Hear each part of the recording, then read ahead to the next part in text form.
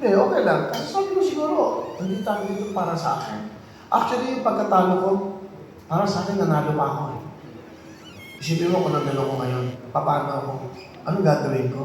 Kanino ka sasama? Kanino ka kakampi? So, for me, ang politika, hindi naman politika. Public servant ka dapat. Tumakbo ako para magservisyo sa bayan, sa mga tao.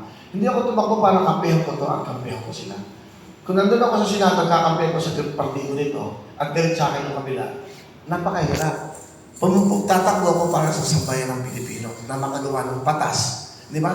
Alam mo, naging negative yung sinabi ko, wala akong alam. Totoo naman eh. Bakit? Gusto kong malaman na yung mga ginawang batas.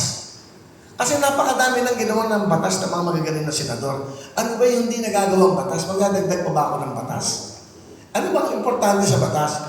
Una, edukasyon, kalusugan. Di ba? Kahirapan. Di ba? Edukasyon, kalusugan, trabaho. At magkaroon ng magandang pamumuhay ang bawat Pilipino. Tapos nakita natin ang nangyayari ngayon. Eto, namulat tayo sa likod ng lahat ng nangyayari. It's a good thing na isawala to. So ngayon, natututo na tayo sa lahat. Alam na natin. Di ba? Sabi niyo nga po, 65th birthday niyo sa Tuesday.